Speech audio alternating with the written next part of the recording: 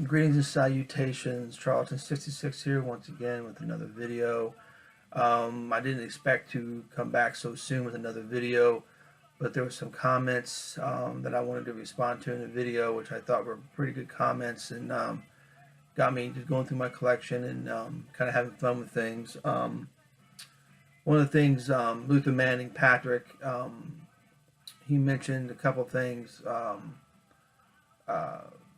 In one video, he on his own video he talked about his Doomsday +1 that he bought, and in the comments on my last video, he talked about Space Western Comics with Spurs Jackson, because I showed my Charlton Spotlight, and there's an article about that, which made me think about that series, which only lasted 6 issues, but it's like Patrick mentioned, it's a crazy series. The only issue that I have is issue 45, which is close to the end. It only lasts, I think, 6 issues, 40 to 46.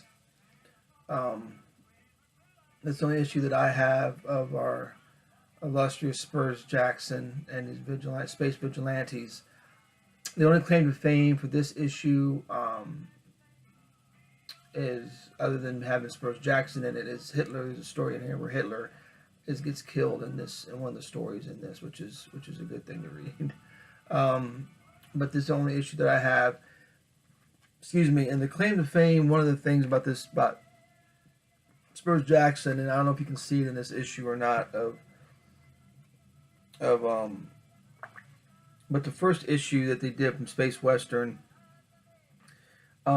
clearly it was a female drawn on the horse, and I guess the way that she was drawn and the cleavage area, I guess they wanted to change it for some reason, because this is before the code. But clearly, I don't know if you can really see it from here or not, but clearly that's a female form with Spurs Jackson's head drawn on it.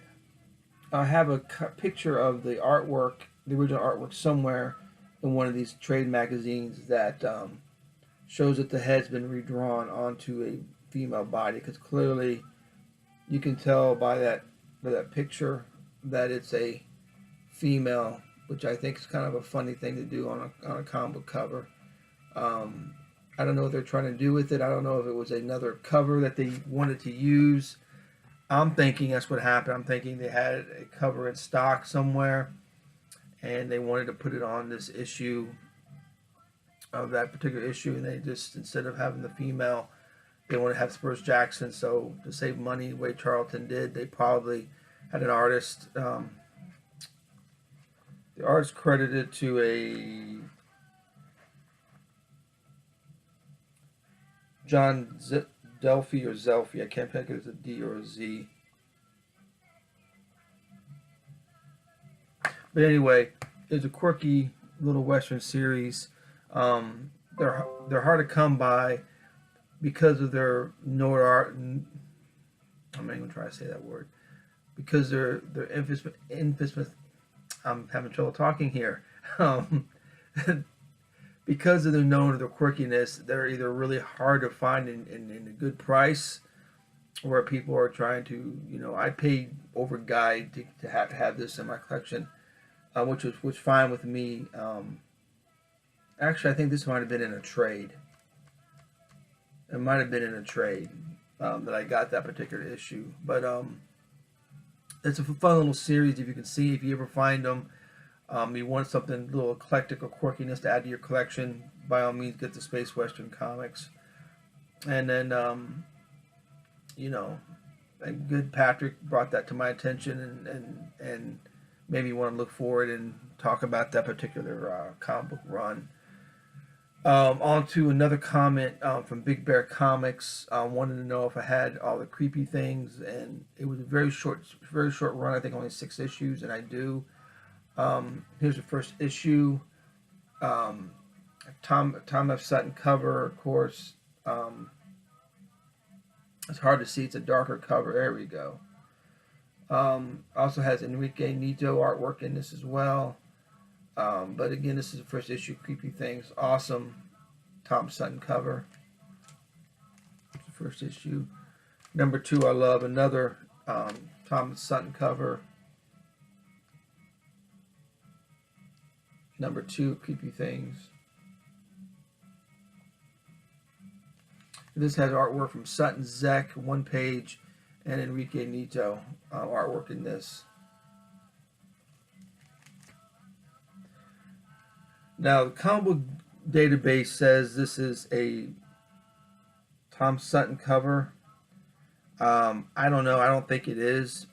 Maybe Shannon, if you're watching, maybe you can clarify if it is or not.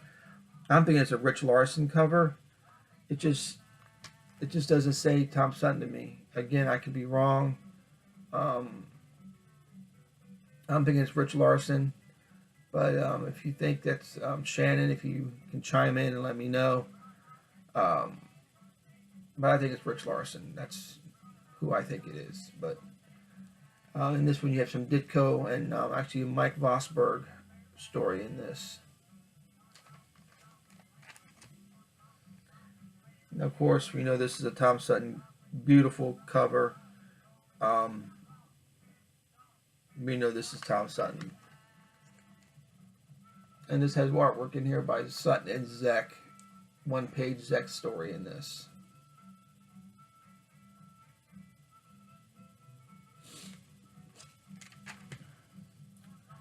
Creepy Things number 5. Again, this is a Larson cover.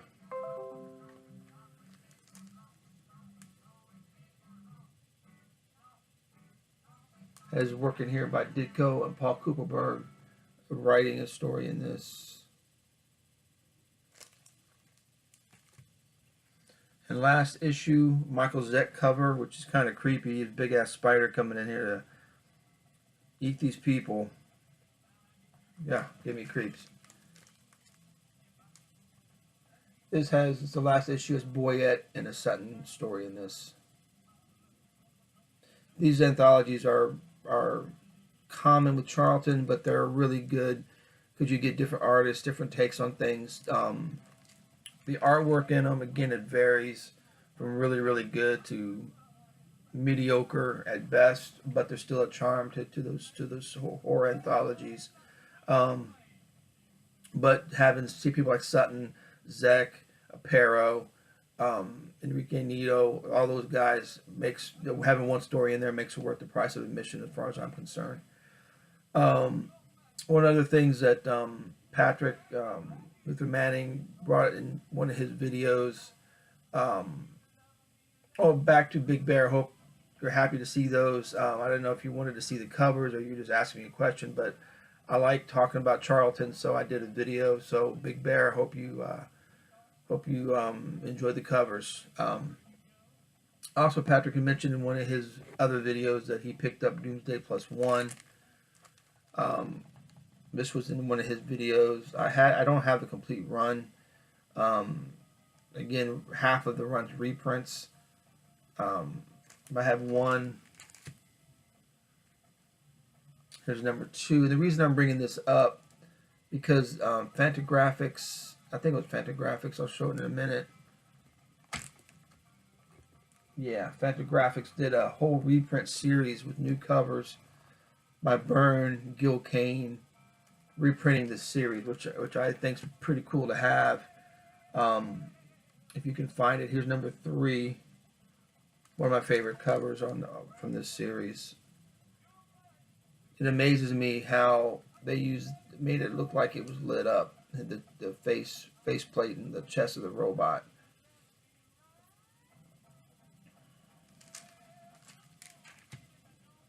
Number 5, Doomsday +1. These are hard to find. It's a nice black cover. And you got a few spine ticks, but for a complete black cover, it's held up pretty well, particularly being a Charlton book.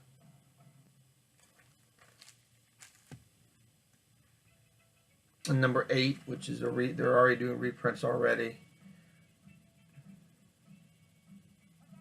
New covers, but reprints nonetheless. Doomsday +1, number 9.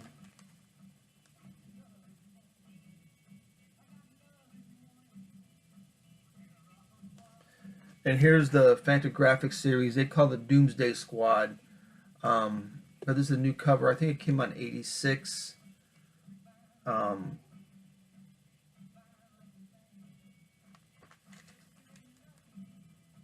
It's the same stories. They recolored them though, so the coloring is a little bit better.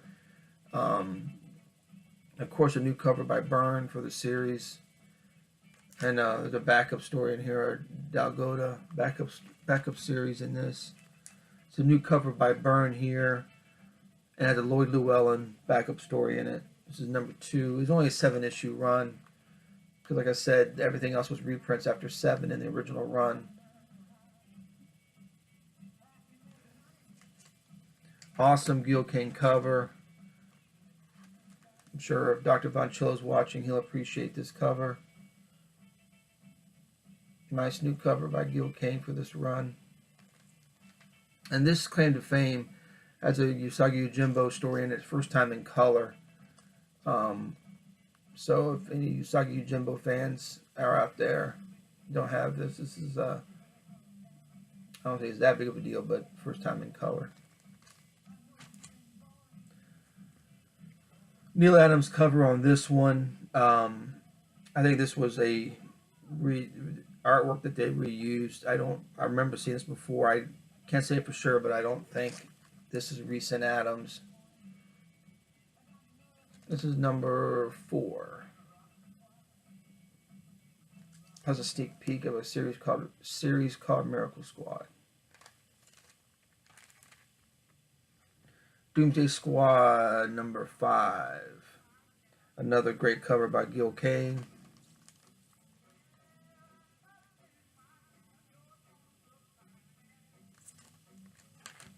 Doomsday Squad number 6. Another great Gil Kane cover.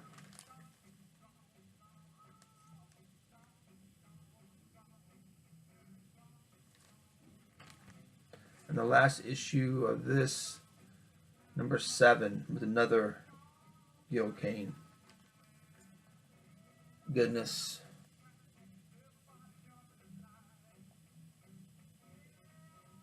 So that's that again. Like I said, they reprint the original Doomsday +1, the Charlton series, and it's 7 issues. I don't know how readily available they are.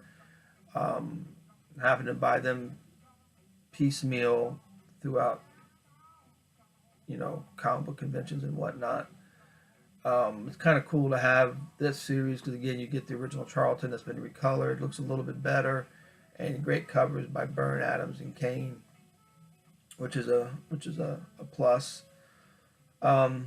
Anyway, thanks for the comments. Again, it spurred a little bit of discussion here. I do appreciate them. Patrick, I hope seeing the one Spurs Jackson that I have was kind of cool for you to see it in Big Bear Comics. Hope you enjoy the Creepy Things run. And again, if you have not subscribed to those folks, please do. Enjoy both their channels. So you guys take care and happy reading.